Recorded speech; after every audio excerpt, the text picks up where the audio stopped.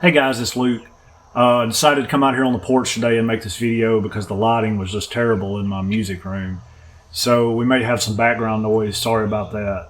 But this is like a follow-up or an expansion on a previous video that I made where I explained what I called the 1-4-5 trick. Now I'll link that here in one of the corners in case you want to go take a look at that before we get into this. But it's just basically a really simple concept of anywhere I have a root note on the fretboard, directly under it is its fourth, and 2 notes up from that is its fifth. Now this doesn't apply to the B string. So the B string is, it's different. Let's get into that a little bit later. Let's just focus on this one. Let's focus right here on the top string. Now, I kind of want to give you the idea, like my thinking on how or why that I do that. Okay, so I actually learned the bass guitar first. I learned it when I was 13 years old. I had taken piano lessons, I was in school band, and I had taken a music theory class in school. So I did have some basic understanding of music theory at the time. I started learning bass through tabs. And, I was doing, like a Google search or it might have been a Yahoo search or something at that time. This was around like the year 2000. So whatever it was, but I was doing an internet search for tabs for my favorite songs and using that. But I also had this understanding of music theory, of some basic. So I started recognizing that the major third of any note was, if I went 1 string down and then down this way on the fretboard, that was the major third. I started recognizing that. So I could play like a bass pattern, and then I could add the fifth, which is, like I said, 1 string down and 2 notes up. So right there are your notes of a major chord. So without knowing anything else, really, if somebody was to ask you, hey, which notes go in the chord of A major? Well, A, C sharp, E, right? So just based off understanding the relationship or where they are relative to one another on the fretboard, right? So then I started realizing that, okay, well, if I move down a half step, which is 1 fret, from my major third, then I have its minor third. So I can tell you how the minor chord was constructed. A, C, E. The first, the minor third, and the fifth, right? Then directly under it, like I said in the 1-4-5 trick, is its fourth. Then we're going to move up from that, and we have its flat fifth, sharp fourth. This would be like the devil's interval, the blue note. It's very dissonant. So we move up 1 more fret from that, and we're right back at the fifth. Okay? Now, let's go back to our root note. We're here on A. Go down to the D string, directly under it. We have its flat 7th, directly under it. Then we move down this way, and we have its major 6th. Move down again, we have its minor 6th. Okay, if we go back here to our flat 7, and we move up the fretboard to here, we have its major 7th. Then we have the root note again, the octave. Okay? So that's just, that's how I look at the fretboard. And if you ask me which notes go in whatever chord, like if you ask me for an A minor 6, then I can figure that out pretty quickly based on that, right? So this idea is not to be like in competition with other other systems like the CAGED system that are already out there. This is just an idea of understanding what's actually going on in those systems. So if we look at that same concept, like our G shape with the CAGED system, well, you see right there, see your major third. And of course, there's the fifth. But so, that's the G shape. Then you have the E shape, right? So, same thing as I said, there's the fifth, which also happens to be that note. And as you can see, it's all intertwined, and you should use it all together. You shouldn't just use, one way of thinking. Use it all together to help you benefit. Now, that would be really limiting yourself if you just said, I'm only going to use the CAGED system, or I'm only going to look at these patterns on the fretboard, or whatever. So now the B string does complicate things because we have to move everything up a fret, or up the fretboard. So like if here's our root note right here, we've got a C. I'm on the 5th fret of the G string right now. So if we have this C, then directly under it, the major third. And then a note up from that is the 4th. So you just kind of have to adjust for that when you're thinking about this.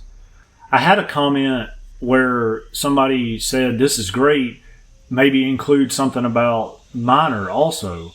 And this dawned on me that if I'm doing my 1-4-5 pattern that I explained, so let's say we're right here on C. I like using the key of C some because everything's natural in C, so it's a lot easier.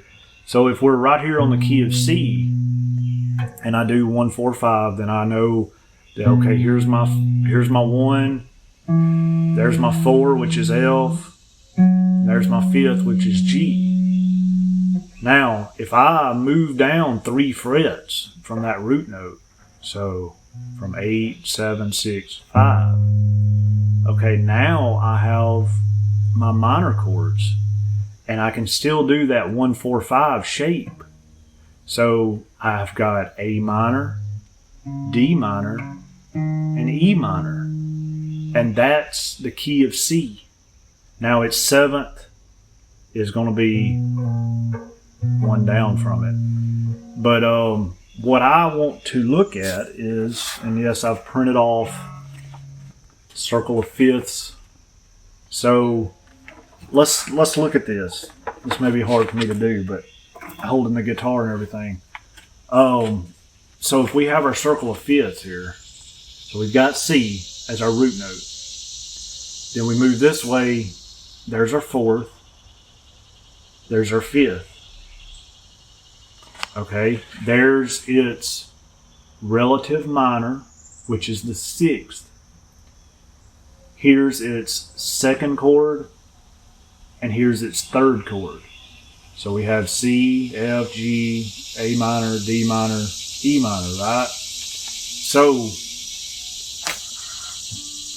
to apply that onto the guitar fretboard, it's the same thing. We have here our major chords, C, F, G. Those are going to be, you're going to use those as major chords in the key of C. So now if we this is the way I like to do it. If I put my pinky on my major root note, 3 frets down. Okay, there's my relative minor, which is the 6th. So I'm going to use A minor directly under it, D minor, and E minor. So those are my chords. Now, also by recognizing the patterns like I explained earlier where we're recognizing the thirds and stuff, you could then expand on those and say, okay, well, here's D minor. Well, what notes are in D minor? Well, if we know that this interval here, down a string and down 2 frets, is our minor third, okay, well, F is the minor third of D. Okay, so there's D again. Now we need to know our 5th. There's A. Right? So now we can see how to construct a D minor chord. Right? So I just find this very useful. And it's just the way that I like to look at the fretboard. Now, I'd also like to point out something else about what I just did. So if we're right here, so here's our major root note, the relative minor of the sixth. Okay, this is all intertwined with the circle of fifths, right? I want you to recognize something else, that we are right here on top of what would be called pentatonic box 1, right? So we are right here where you can start learning to improvise over the progression that you've just built by looking at that. So this is why that I like to think about the guitar fretboard as opposed to circle of fifths. And I'm not saying that the circle of fifths is bad or whatever. This is just the way that I've always looked at it. When I was first learning bass, when I was first learning guitar, I never heard of the circle of fifths or the CAGED system or any of that. And all of that is great. But, when in my mind, like if I'm sitting at work or whatever and thinking about music, then if I need to know which notes are in a chord, I picture this. I don't picture this. I picture the guitar fretboard. It's just where my mind goes, and so that's the way that I think. And a lot of times when I'm playing lead, I'm thinking about that. Like I may forget where I'm at on the fretboard, but I know that, okay, well, if there's its major third, there's its minor third, there's its fourth, there's its fifth, there's its flat 7, there's its major 7, right? So I can construct how I need to play, based on that. 3 notes per string. I mean, if we look at, the first position of that, let's just look at okay, that'd be A major,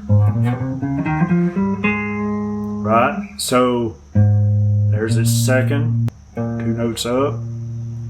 There's its major third, which also happens to be this note, right? So then it hits the 4th and the 5th, then the major 6th, which, see there? Then it hits the major 7, then the octave.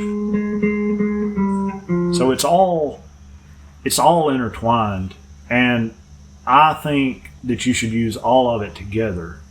So that's just the way that I look at the guitar fretboard. I just find it easier to use it as opposed to the circle of fifths or whatever, because it's what I understood first.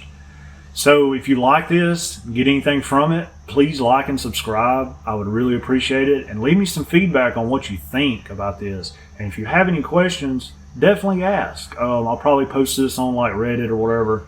And in the comments, definitely ask, questions if you have anything. All right, guys, I really appreciate you watching. Thanks.